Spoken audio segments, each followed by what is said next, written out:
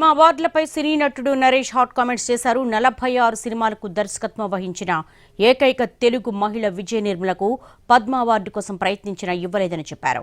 ఆమెకు పద్మ అవార్డు ఇవ్వాలని కేసీఆర్ కూడా రికమెండ్ చేశారని చెప్పారు నరేష్. బీజేపీ వచ్చిన తర్వాత ఆ స్థాయి ఉన్న వ్యక్తులకు గౌరవం ఇవ్వడం సంతోషంగా ఉందని చెప్పారు. పోస్ట్ మసీగా అయినా పద్మ అవార్డును విజయ నిర్మలకు ఇవ్వాలన్నారు నరేష్. అందుకోసం ఆమరణ దీక్ష చేసినా తప్పులేదని చెప్పారు ఆయన. భారతి ఒక తెలుగు మహిళ.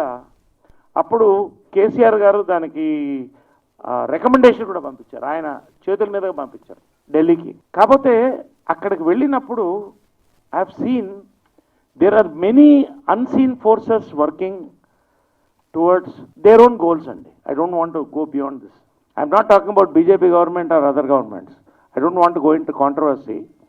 బీజేపీ వచ్చిన తర్వాత ఖచ్చితంగా వాళ్ళకి గుర్తింపు వస్తుందండి. వాళ్ళు ఎక్కడ గుడిసెలో ఉన్నా తీసుకెళ్ళి ఇస్తున్నారు. కాబట్టి today as you said is a good time to restart this campaign. At least పోస్టుమస్గా స్వర్గీయులు ఎన్టీ రామారావు గారు, విజయనిర్మల గారు, వీళ్ళందరికీ ఇలాగ చాలామంది గొప్పవాళ్ళు ఉన్నారండి. వీళ్ళందరికీ కూడా ఇవ్వాల్సిన అవసరం ఉన్నది. Latest campaign. I will definitely campaign this year. I will take it up. Let us see how far we go. నిరాహార దీక్ష కూర్చున్నా నాకు